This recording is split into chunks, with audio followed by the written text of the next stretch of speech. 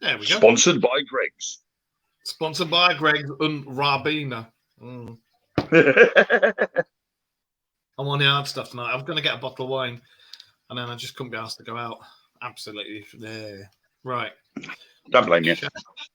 So, how have you been? You all right? Yeah, not too bad. I've been busy doing various projects and paperwork and different bits and bobs. Various pink projects. Sorry? Various pink projects. Projects as well.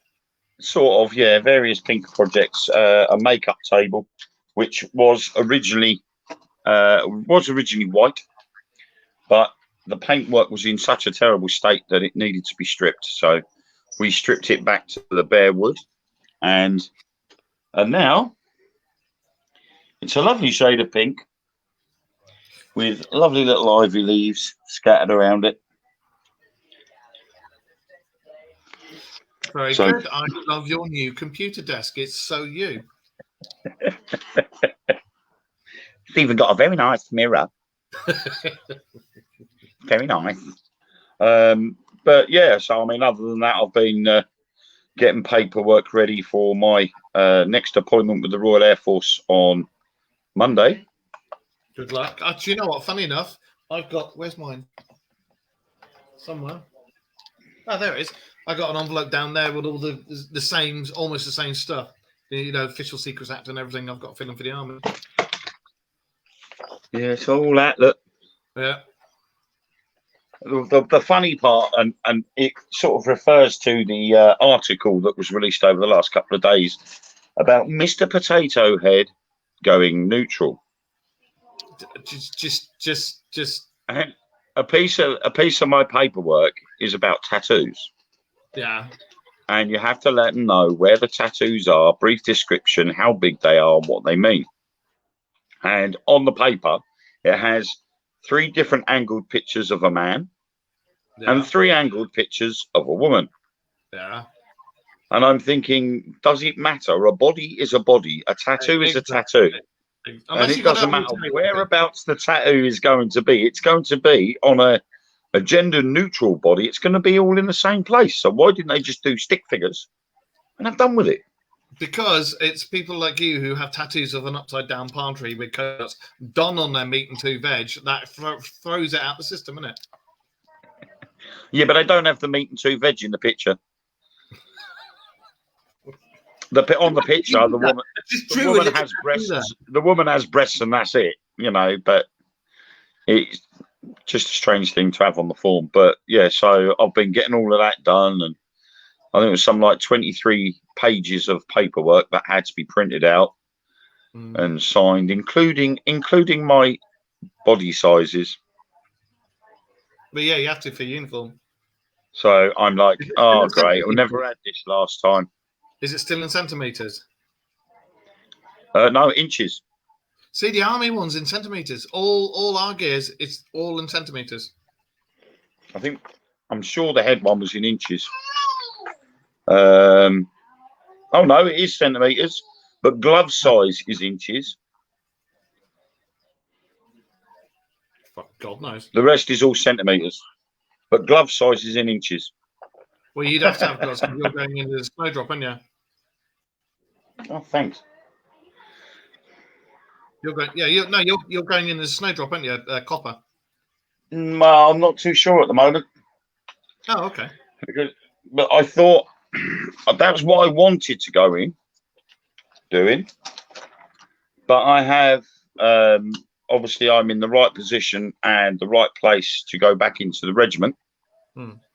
Oh yeah. To go back being a rock ape and hanging out at Chinooks with a 50 caliber.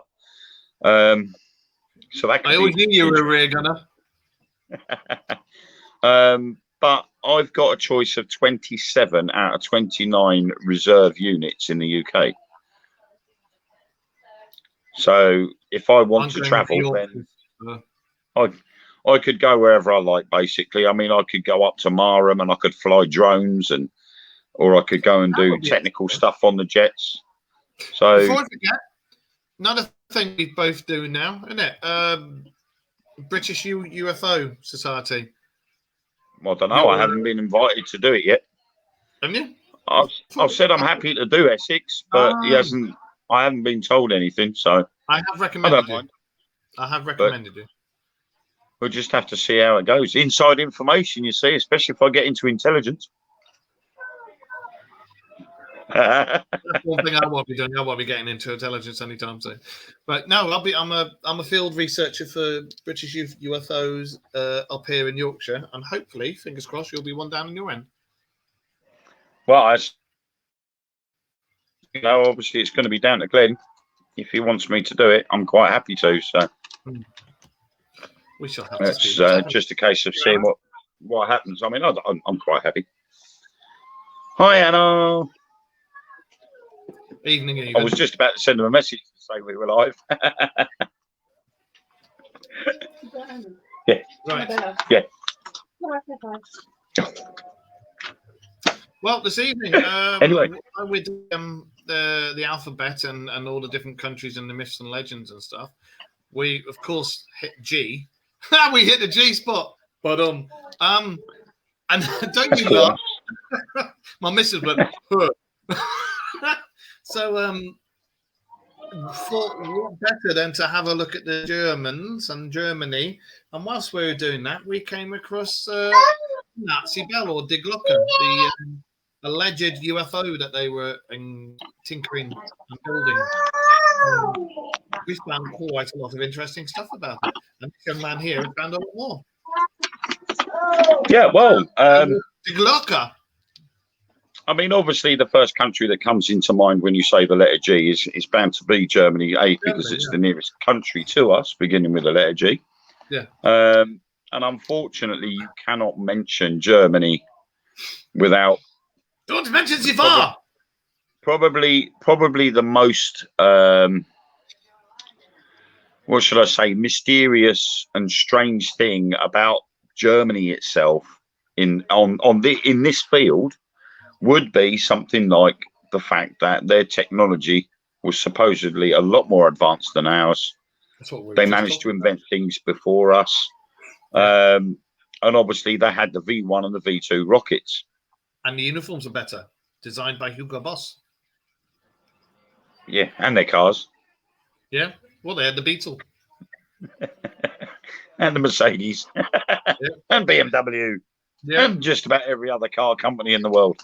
So it came as no surprise to find out that obviously one of the biggest bits of information was the fact that towards the end of the war, before Germany was completely annihilated, the abstraction of German scientists from Germany in Operation Paperclip, which was, how can I put it, Truman was the one behind it. He okayed the mission, and they withdrew Werner von Braun and 700 rocket engineers, spirited them away from Germany and got them to work at Boeing and IBM over in the States.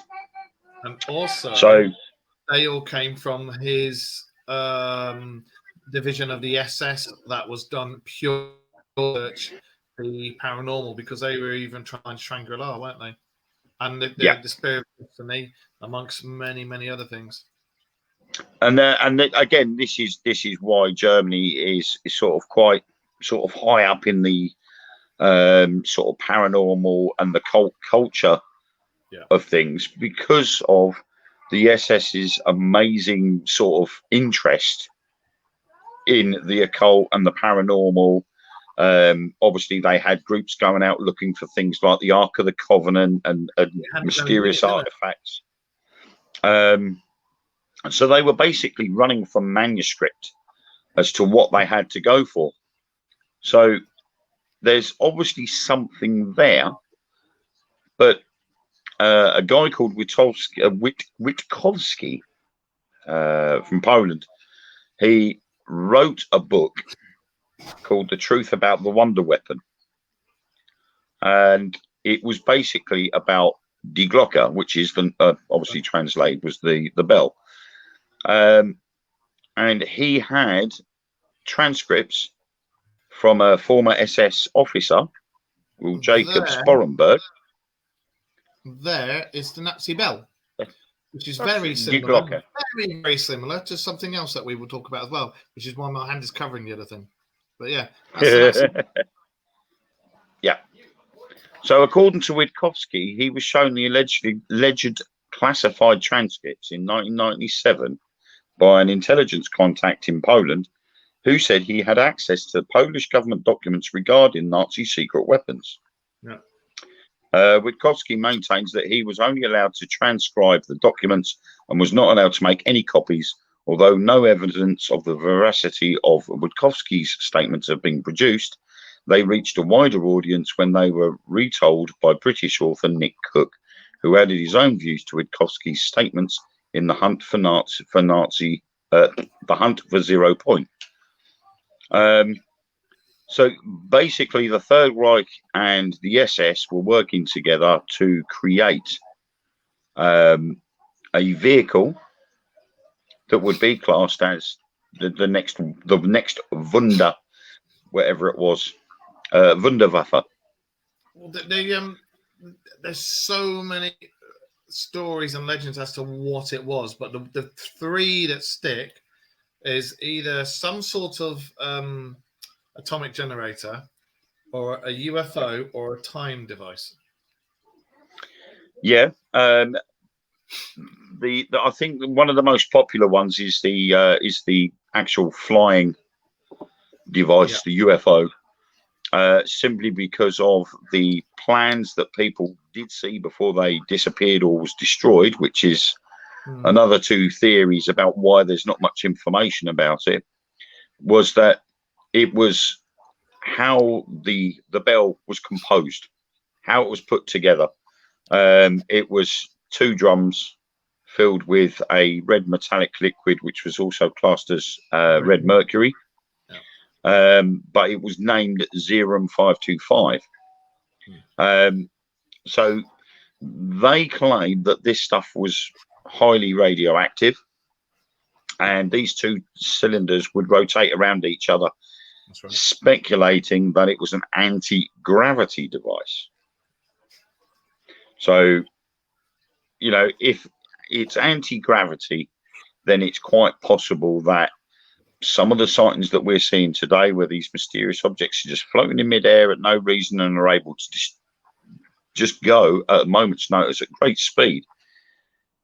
You know, if the Germans were 70 years ahead of us, which in the day, the claim was that they were that far ahead of us, there's no reason why in 70 years' time we couldn't have the same sort of things that we're seeing now.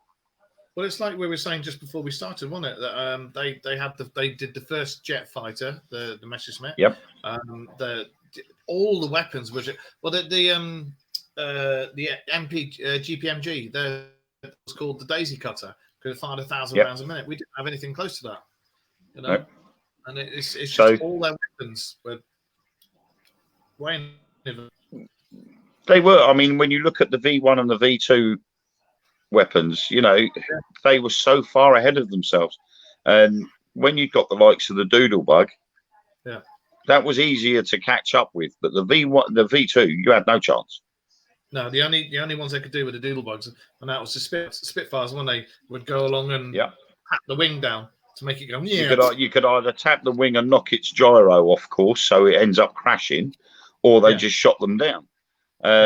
But the other one, you just could not catch that. You never knew it was coming until it hit. Yeah, because you didn't hear it. You know, and the engine was coming until everything just blew up around you, and obviously that was devastating. When that happened, you sat in a loo and the street behind you blows up. You'd be like, "Well, yeah, it's what the hell was that?" You know, something like that with hundreds of pounds of explosives in it is just going to obliterate a single street.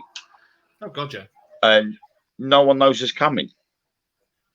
So that was the world's first intercontinental ballistic missile. ICBM. So obviously, once Truman gave the order and they spirited Werner von Braun and everybody else away from Germany, straight over to the skunk works, and right. the IBM and Boeing. What happens as a result? You end up with the Juno or Jupiter rocket system, which came out with the Juno 1, which launched the first American satellite into space. Again, using German theology. Yeah. German rocket science got America's first satellite into space. Then obviously along came the Saturn rockets, which was the first and only rocket system that was ever able to get out of Earth's orbit and beyond. Until obviously more recently with the SpaceX rockets. So it wouldn't be a surprise. Talking SpaceX, is that right? Elon Musk is charging people 90 quid to beta test his internet thing. Yes, because I signed up for it. 90 quid. When I first received an email from SpaceX and Elon Musk's office asking if I wanted to be one of many people in the UK to beta test the Starlink system, I thought, yeah, okay, I'll go for that. And there was no mention of how much it was going to cost. And I think, was it Friday today? Tuesday, I received an email from them saying that the beta test is now available in the UK. You know, you gave interest. Do you want to go for it? So I'm like, well, of course I do. You know, if I can get free internet, I'm up for it. So I clicked on the link to go through to the department that gives out the systems. And it turned around and said it was £90 for free internet. You have to pay. Internet. Well, it's like most things. You have to pay for the system. You know, when you buy the Sky box or the Virgin box, you have to give them the box back when you finish your contract, or you have to pay for it. He's doing it the other way around. You've got to pay for it first, and because his claim is you're going to have the internet for free, you pay an upfront fee for the equipment, and it's fully electronic. You set it up in your garden on tripods or up on a flat roof or something, and it follows where it needs to be, and you can move it around. It's quite a nice bit of kit, and it's probably well worth more than £90. But when you haven't got £90 in your pocket in the first place, it's just nah. So I think that's where he's getting it from. He's making you pay for it up front. So it's quite possible that the system, once it's up and running properly and all the bugs have been fixed, he's probably going to stick a £400 or £500 price tag on that and roll it out that way. So only the rich people will be able to buy it and use it. I certainly won't. In the world now, isn't he? Well, I mean, I think if you're an innovator in technology, I think that's going to happen regardless. Because he was talking about his utopia he wants to build on Mars, where he's refusing to recognize any of Earth's laws because it will be Mars. Which I get, but you should still have laws for the basic things like that, you know. Well, yeah, I mean, when you look at it, if you go by the Bible, you've got the 10 Commandments. They're a book of laws, aren't they? So like you say, I think if he does set up colonies on Mars,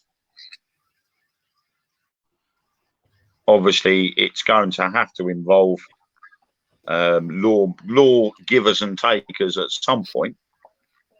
Yeah. Otherwise, there ain't going to be nobody left on Mars. They'll all be killing each other, and it'll all be perfectly legal. Security or a copper up on what's your job? Security on Mars. What? Yeah. Anyway, De Glocker. One thing I did want to say about De Glocker is, you know, about the Nazis that were killed. I just read. Where did I just see it? 60. I saw 60. I've now lost the 60. Yeah. There were 60 scientists that worked on the project and buried them in a mass grave. That's right. Yeah, they were all taken out. But I think there was a handful that managed to get away. And some did have notes, but there was a bundle of whatever you will found burnt in the remains of the henge there. The henge, which is a strange Strange building, to say the least. Or strange structure, I should say. It's a bit like a 50p on legs. Yeah. But a lot of that was made of metal or encased in metal as well. So it sort of adds to the theory as to the anti-gravity side of things. See, do you know what the kicker is? If they were inventing an actual time machine and they've taken the scientists and they've gotten the knowledge and somewhere somebody has built a time machine, you could use that time machine to go back and see if they were building a time machine. Yeah. But apparently you can't. What was it? Where was it? I read it. Yeah. There is now a theory that if a time machine was able to be built, you could only go back as far as when the time machine was invented.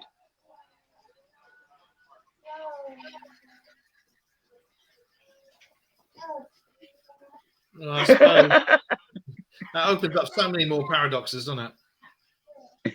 Well, it does, because obviously, you know, if a time machine did not exist 100 years ago, you know, I invented the time machine today. In 50 years' time, if I was still alive, I could only go back to this moment in time because that was when I invented the time machine in the first place. So you go back in time and say, he's going to take the mickey out and put in pink paint on there. Be careful. Yeah, exactly. But you can't.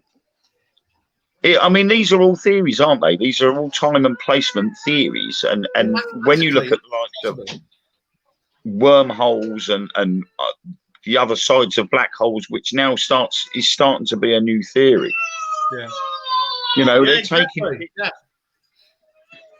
There's new theories now. Well, they've got pictures of about 6 black holes, all within close relation to each other, and not one of them is affecting the other. Yeah.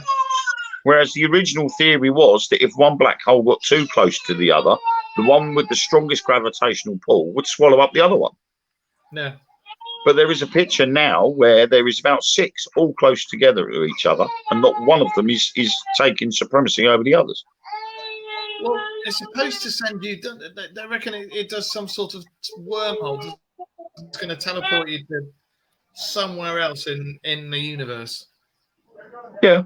Well, all matter is constant, isn't it? It doesn't matter what it is. You know, the object could be made of anything. If it's going to go into a black hole, there has got to be a byproduct of that hole, of that material. There are so many jokes there. I'm just going to not do it today. But it can't just disappear into nothing. Yeah. Because everything has, you know, obviously everything is all built of atoms. Those atoms don't get destroyed apart from in a mass explosion. But in the black hole, you would see that mass explosion. It wouldn't be a black hole. So that matter has got to end up going somewhere else. It's supposed to be squished, isn't it? They did used to think you're going to be squished into paper thin, isn't it? Yeah, exactly. But then that counteracts the Big Bang theory. Yeah. Because obviously when you got a Big Bang, the Big Bang was all the atoms all getting squashed together to a point where it's went. I think we've all had a Big Bang now and then. Yes. Mm. But I mean, going back to Die Glocke, there is something there where a guy had actually written another book called Hitler's Suppressed and Still Secret Weapons, Science and Technology, and it came out in 2007. And this guy actually stated, this bloke was called Henry Stevens.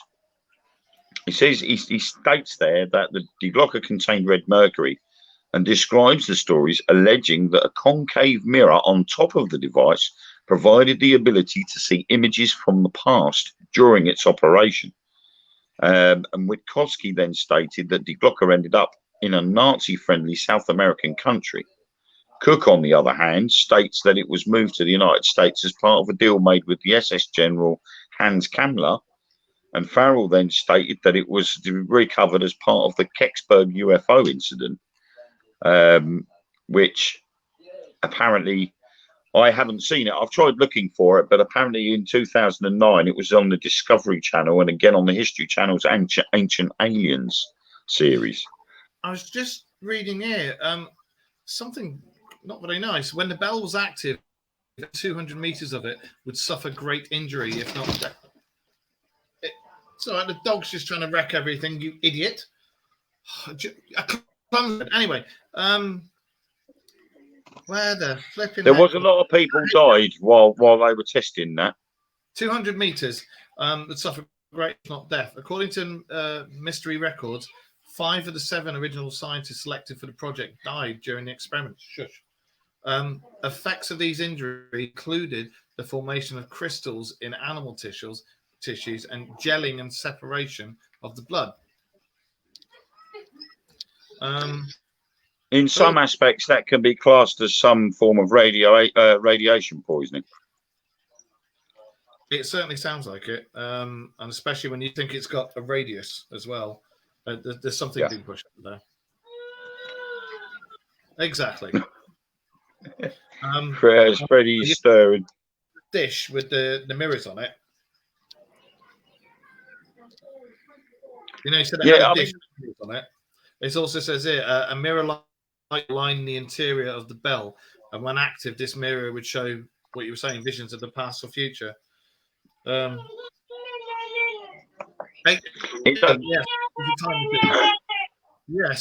I mean, it does make you wonder, because obviously there's a lot of people saying that, you know,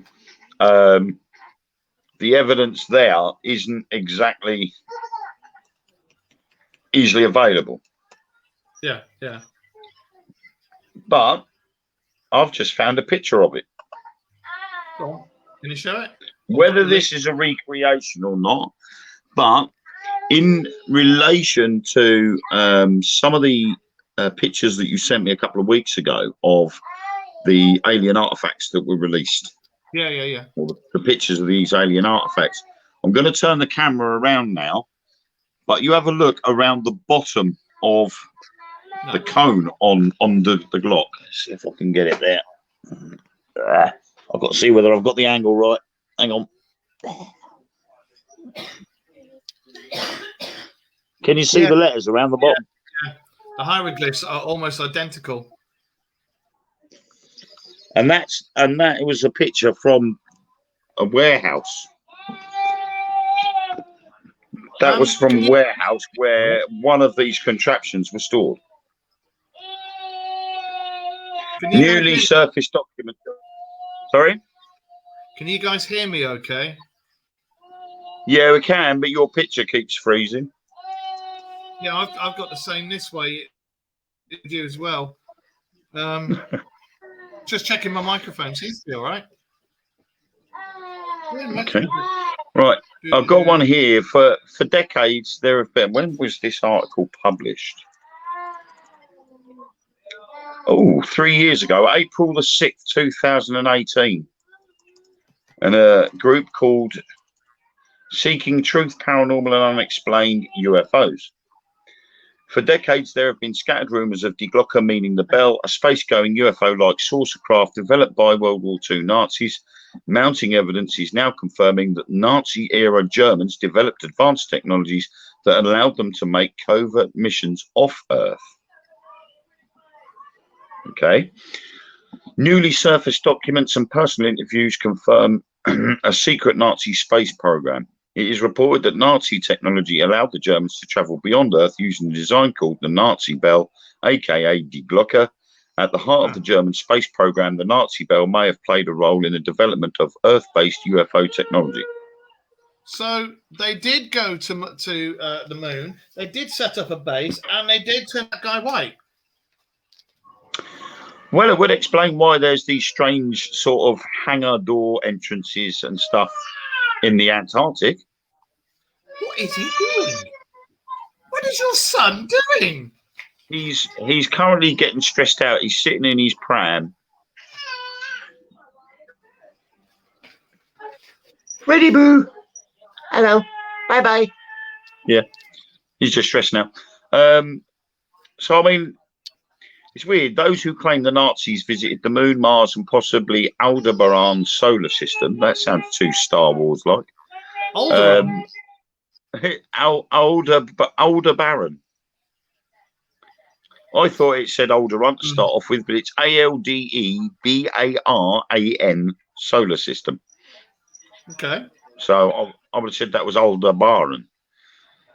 But, you know. Well, the thing is all these myths and things about the Nazis, there had to have been something there that someone saw that sparked things. You know, and there are so many alleged rediscovered papers and plans and this, that, and the other. And as you've just said, been quite a few years saying that they had a moon base and they went to Mars, etc., etc., etc. I can't see them quite getting to Mars personally, even with the stuff they have, but the moon possibly. See, now they've had witnesses, because witnesses have actually described it as per some of the stuff that they've actually managed to obtain of it, where they've said it was about 12 to 15 feet high. And that's not very big for an object that's going to be heading out of Earth's atmosphere. That's the map. You can stick a couple of blokes in there, isn't it? Yeah. I mean, you think of the average guy, if you were to say the tallest person you would put in there is 6 foot tall, you know, that's only 2 floors, but then you've got obviously the mechanisms that would be used to power it. So you would only have like the top floor with a couple of guys in it, and that's it. Well, plus they've got to spin in each other like the red Mercury in between. And then you would have had what they called the Aryan race, wouldn't you? They'd have had to have been 6'2", blonde-haired Germans. And that's if the radiation hadn't turned them blind. Blonde even, not blind. Surely they must have had, for whoever was inside it, they must have had some sort of shielding. Because otherwise it's pretty pointless inventing something like that and then sending it to wherever, and whenever it turns up the other end, you've got basically a joint of roast pork that's just left there. That's it. The thing is, though, is that we all know about the Van Allen belt. So how did they know about the Van Allen belt before anybody else?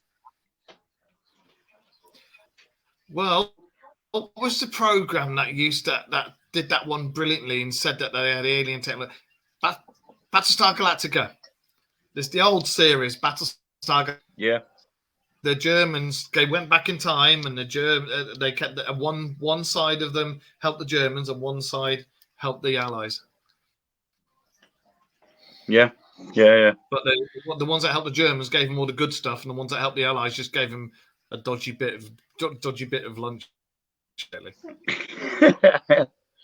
But the thing is they're saying that all these witnesses that have come forward have things like the bell was said to have an effect zone stretching between 490 and 660 feet around the aircraft.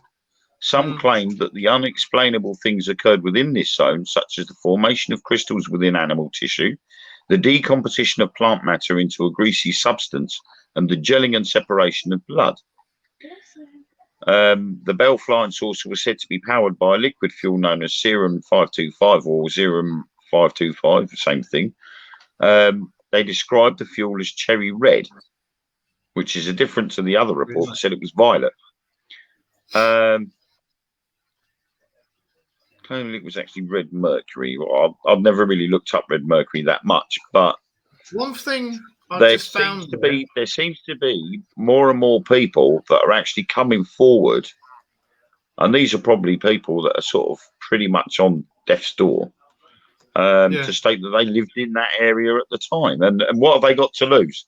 You know, if they're looking at pushing up the daisies within the next couple of months, you know, you're not going to. Who's going to put you in front of a firing squad for breaking the Official Secrets Act?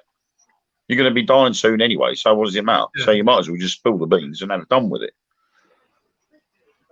Well, I've just found something here. UFO researcher Alan Greenfield interviewed Werner von Braun in 19.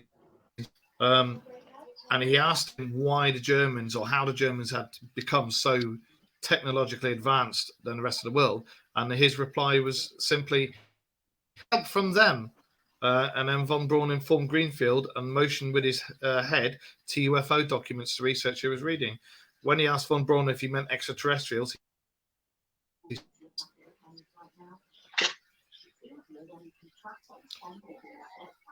And tie that in with the we've had crash UFOs for ages. We've had them since Roswell.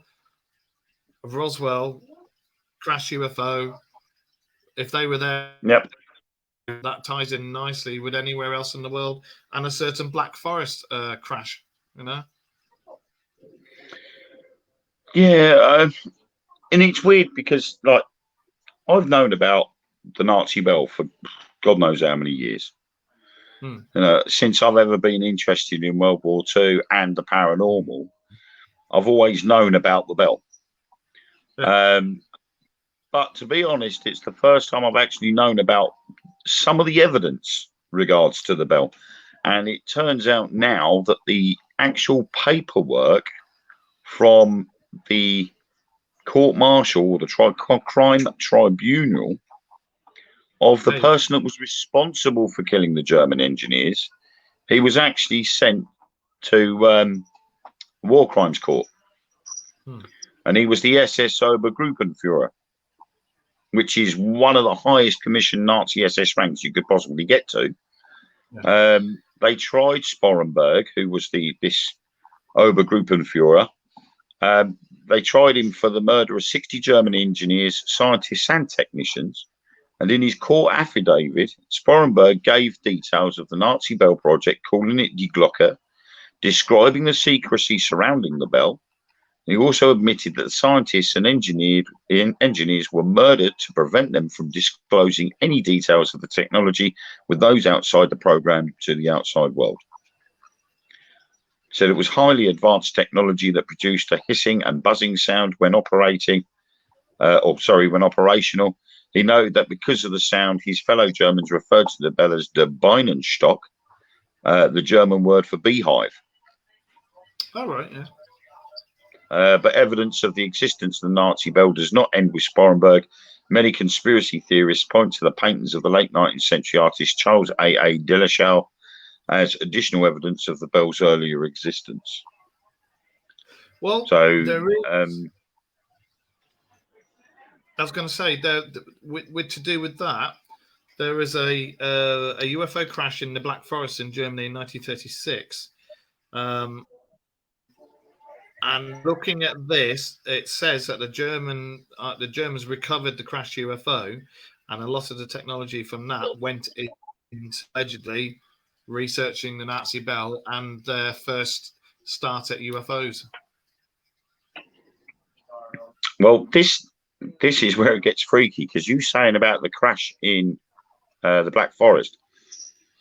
Now, this guy Delachaux, he was 19th century artist, so he was 1800s. Yeah. So that's, say, for instance, 100 years before World War II. Yeah. Or possibly before World War One. It says Delachaux's images of the anti-gravity bell might be an indication that German engineers had knowledge of the bell long before it was actually deployed during World War II.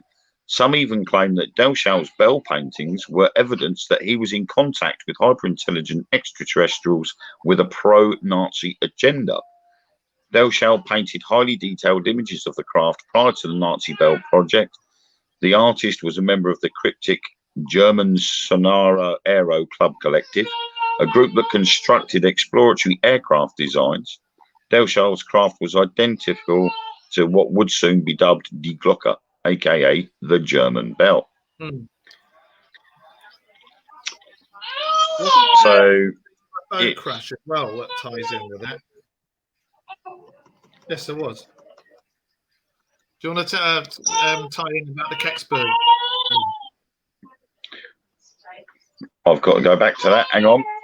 Bear with. Because the Kecksburg incident was in relation to the allegation that the bell was taken from Germany and ended up in South America, where it was subsequently removed from South America and to the US.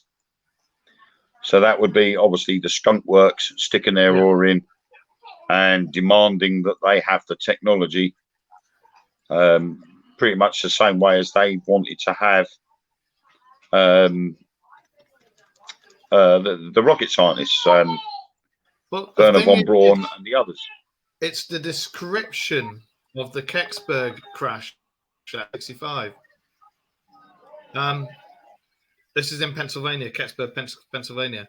An object appeared to move erratically and it fell to Earth in the fashion of a meteorite.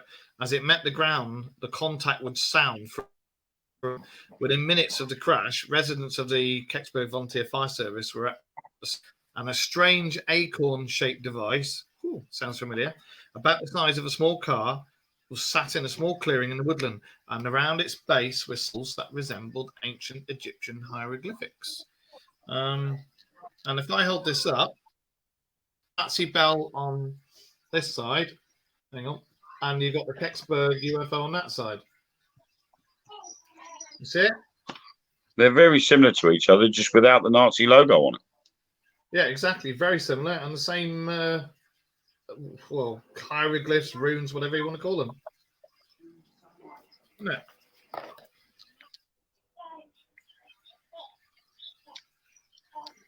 So it's a case. It's a case of where the evidence lies, isn't it? In a bunker somewhere. I mean, I've just come across an article, the Pennsylvania Post Gazette. Sorry, Pittsburgh Post Gazette. When it wants to let me in. Come on, Pittsburgh. It's being a pain in the bum. I don't want to let me in. Ah, good God. Someone's not going to let me in. Yeah, Ellen's gone in there. She's giving them a tickle. Right, 50 years after the famous Kecksburg UFO streaked across the December sky and landed in the Wood Hollow, 2 Westmoreland County researchers have put forth a theory that explains it all. The unidentified flying object that came down on December the 9th, 1965, they say was a General Electric Mark II re-entry vehicle that had been launched by the Air Force as a spy satellite, but fell out of orbit. Authorities at the time, however, said it was a meteorite that officials claim that has been challenged but never changed. Well, it was hauled off back and covered up. So if that was just a meteorite, that wouldn't have happened. Well, the thing is, again, I mean, this would be in the time of Project Blue Book, wouldn't it? Yeah.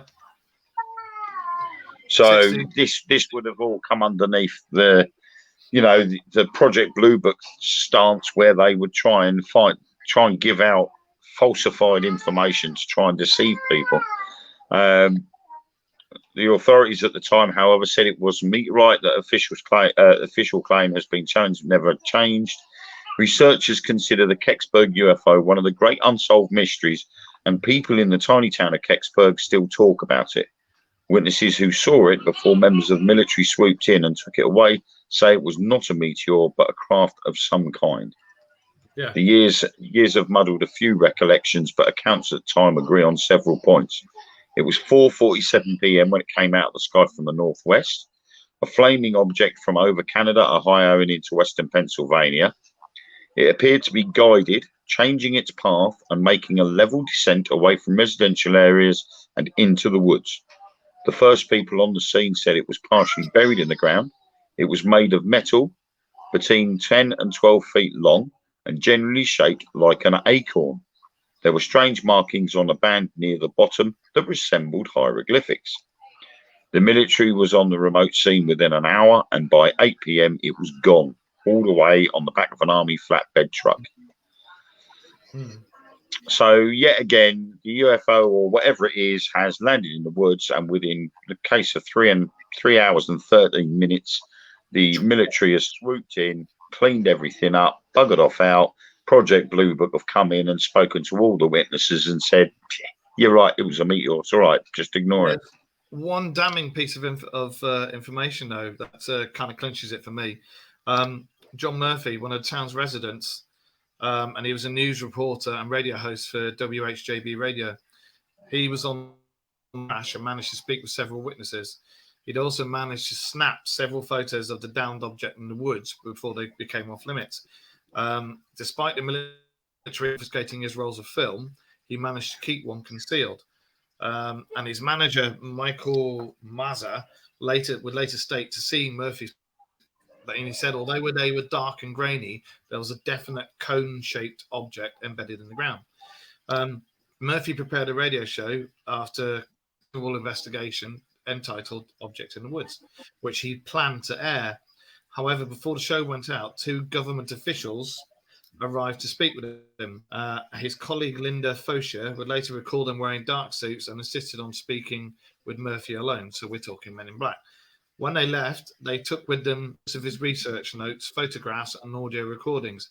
The show did air, but it was a much edited and condensed version. Now, here's the kicker. Perhaps the most telling is how Murphy would meet his end several years later in February 69. Whilst on holiday with his family in California, he appeared to be the target of a hit and run. The person behind the wheel of the car that killed him remains a mystery to this day.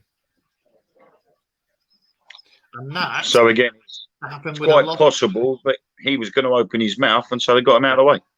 And that's happened to a lot of people who've got particular evidence, and all of a sudden they've committed suicide. Suddenly they've had a crash. You know. Well, it was a popular thing that people had been saying, that they were approached and told to keep their mouth shut, and that's why they won't reveal the evidence, because they were warned that if they did open their mouths, they and their family would disappear. You make of that what you will, whether that's disappear as in move to elsewhere and you're still alive, or they kill you and ditch you somewhere. Well, that's like the guy who allegedly killed Marilyn Monroe. On his deathbed, he confessed to being a hitman for the CIA, and he was the one who took out Marilyn Monroe. Yeah. But again, if he's on his deathbed, what are they going to do to him? They can't kill him because he's going to die anyway. Imagine that, though. Just as you're about to croak, you admit to being the most outlandish, doing whatever for decades about, and then you go, ha ha, you know? Yeah. I killed Marilyn Monroe, and nobody else is able to go, why? Yeah. How much did you get paid? That asks more questions, and no one can get an answer for it because he's just died. There was also oh blimey! So this is that's a friend of mine I've known for years, and he disappeared for a long time. He lived there, but he's originally from London, and I saw him the other day, and he was like, "Right, come on the show." Hi, Gary. At long last. Yeah. At long last. There was a lad on here, or he was a lad at the time, Stan Gordon. He grew up to be a noted UFO researcher. He was 16 at the time. He listened to a program on KDKA radio that was taking calls from witnesses. So it actually managed to make it, they people were actually calling the radio station. And then John Hayes was 10 and playing football when the object landed. Despite the fact that his family lived by, he did not see it. But when he went in the house, his dad had the radio on, and they had something crashed in Acme. So is that where Wile E. Coyote gets all his... Yeah,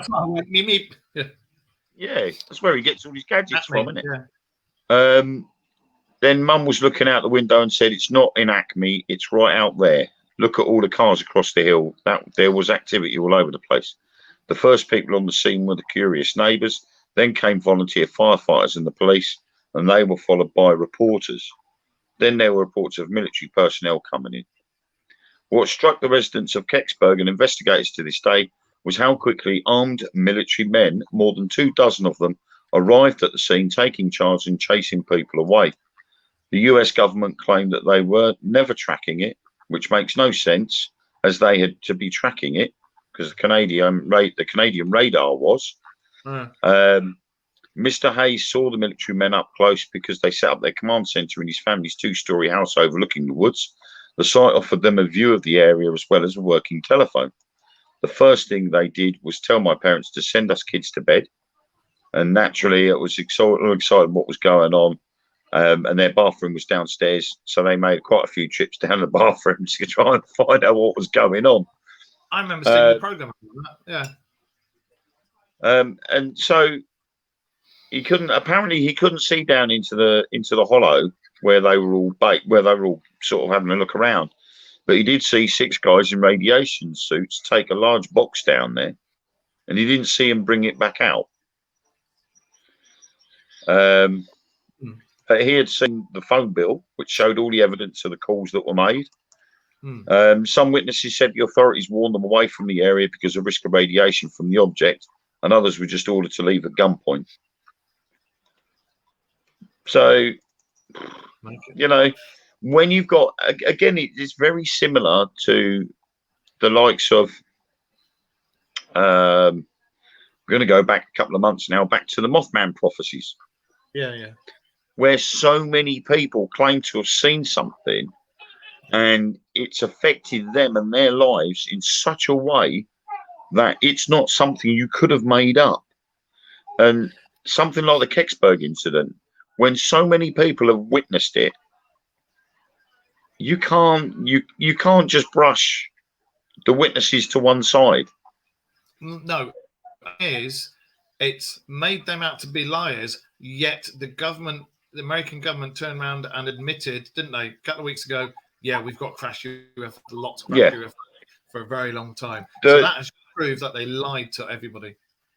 Yeah, the problem is they 1965, you've got sort of like a big sort of thing. I can't remember when the Cuban Missile Crisis was, but you had the Cold War in effect, and the Americans never would have admitted that they were spying on Russia. That's right, yeah. So they would allow these different possible explanations to start off with, but then if they were to turn around and say it was a satellite because we've been spying on the Russians, that's going to escalate the war somewhat more. But that leads to another conspiracy theory, doesn't it? They reckon that that's why Kennedy was taken out, was to avert World War III. Yeah. So I mean, you're going to have these people that are going to turn around and deliberately try and blindside you into thinking that you know, that's not what it was. I found something else on here as well. There was a witness. Hang on, where is it? But Jerry Betters, a Pittsburgh jazz vocalist who died in 2007, told investigators it was larger than 10 to 12 foot. A military truck carrying it had a white star on the door, so we know that was an American military transport. He drew a picture of it, and whatever it wasn't in Kecksburg very long, and where it went, nobody who is talking knows for sure.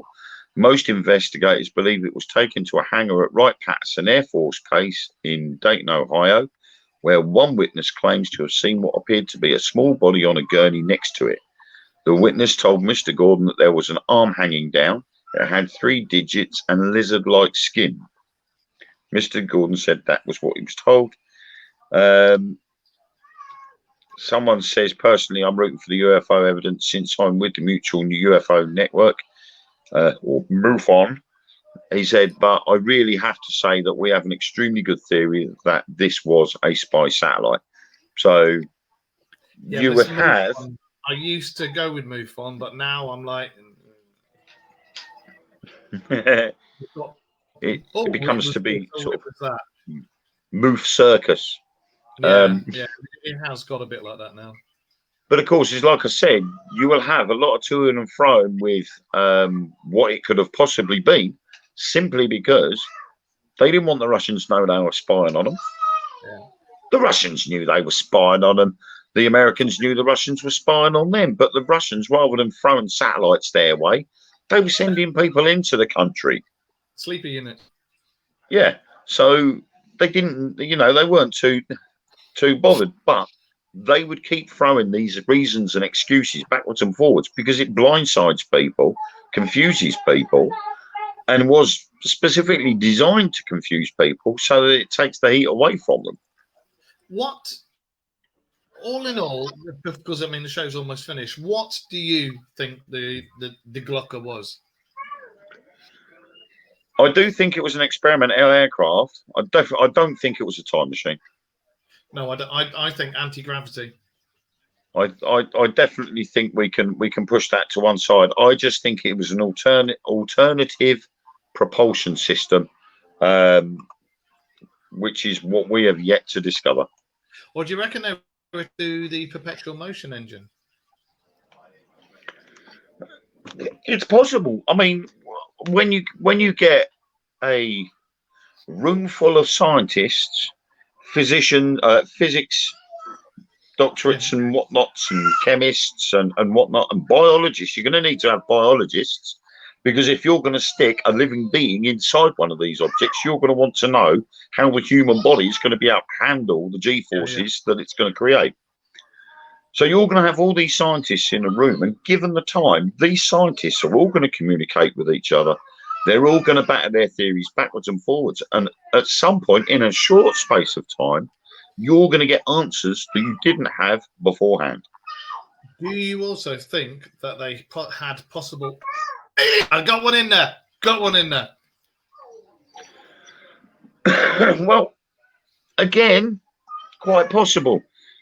Because as we say near enough every week, there is evidence that cultures from around the world that are thousands of years old, they're thousands of years older than Christianity, have got cave paintings or hieroglyphics of objects that we've only just invented, or objects that we're only dreaming of. And yet, over the years, these objects are appearing and they're on their walls, and they've been there for thousands of years. That's right, yeah. It's like we say about the artist that drew the bell 100 years before it was actually about. Well, who's got the information from where? Has the bell actually gone back 100 years and this guy saw it, so he's decided to paint it? Or did he invent the bell and You've just added another theory onto the top of all the other ones. Well, it could be, but then if you look at what's his face, who did Nostradamus, and Michelangelo, or whoever it was, they drew pictures of helicopters and stuff like that hundreds of years before they were actually invented. Da Vinci. That's him, Da Vinci. I knew it was someone like that. So if he actually drew pictures of helicopters way before they were invented, who's to say this German artist didn't invent the Glocker and the Nazis had got hold of those plans and decided, we'll try this? It leaves...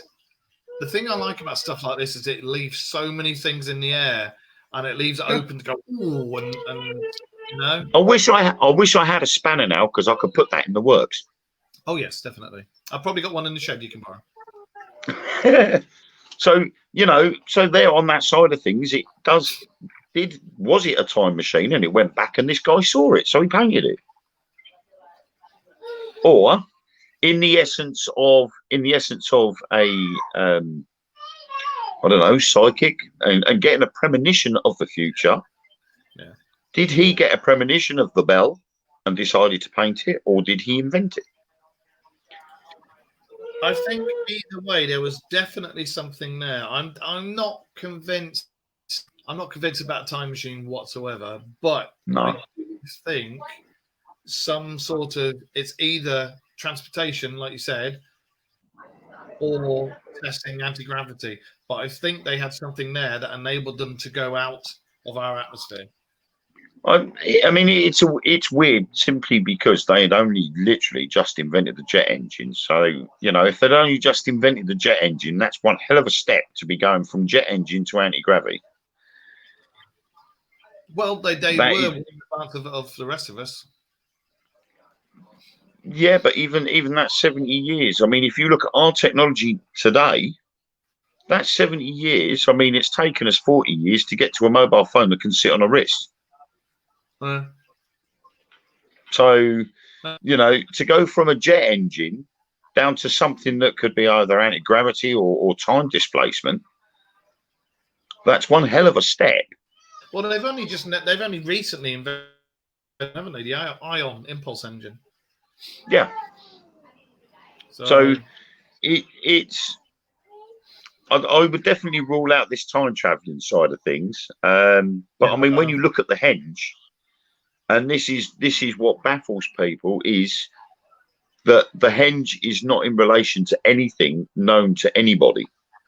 Surely, if it was time machine, you'd have to have a henge back wherever it's. to enable it to land, stop. Well, whatever. again, this would be the science behind it, wouldn't it? If they know how to build the henge, which means these two guys or however many people are inside the bell, if they whisk back 50 years, they may not have a henge at the other end, but they would have the capability to build one. And all they would have to do is employ the people to build the henge so that they can get back. But again, if that was possible, how come there's no other evidence of it? Yeah, exactly. Or could they be saying somewhere like Stonehenge? Well, Stonehenge is could that have been? And they've done deep ground penetrating radar, and Stonehenge is massive, absolutely massive. Yeah. So I'm saying could that be using the Earth's magnetic energy? Could that be the other end of the henge? You know what? I reckon if we could get our hands on Tesla's notes that vanished, we'd probably find the answer to that and a lot more. And on that note, I'll finish it there. Do you know what I reckon? Because I find the whole thing fascinating, as do you. And I reckon we'll keep on with the G for maybe a couple of weeks more. But I want to find out some more about the elite SS unit that went out getting all the paranormal stuff. You know? Yeah. So basically, we're going to be talking about Indiana Jones. Yeah, exactly. We're going to be talking about faces melting when they open the Ark of the Covenant, which they reckon was some sort of isn't it? Laser beam. That's why they had the two angels like that. Yeah. Some sort of laser beams. Yeah. Right. Fascinating as ever. I'm going to ask, what is TBP presenter? Truth Beyond Paranormal, which is the online show that I host. No, not in a Dark Mirror show. No. You know all about that. Yes, I've seen it. I've been trying to work it out in my head what TBP was. You know the reason why is because Truth Beyond Paranormal that I present, we use StreamYard for our live feeds. That's why it's come up.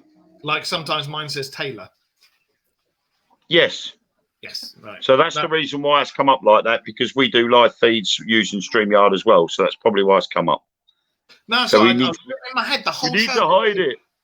I've been like TBP. What the hell is TBP? The big P. I don't know. So you know.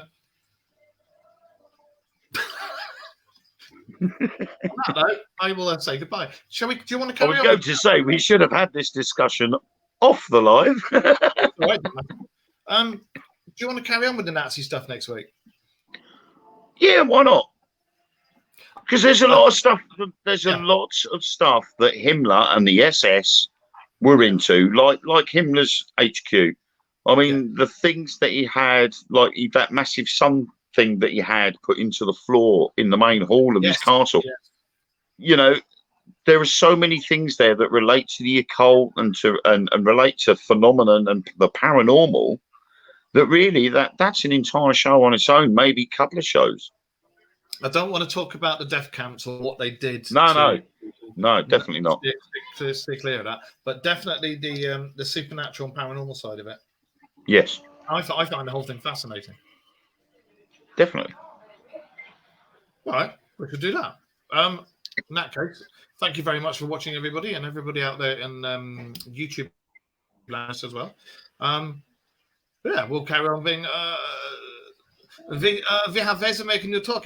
We shall bring in the comfy chair and wow you with lots of fascinating things next week. Yeah. On that note, I shall say goodbye from me. And Auf Wiedersehen from me. Auf Wiedersehen, meine Freunde. Bye-bye.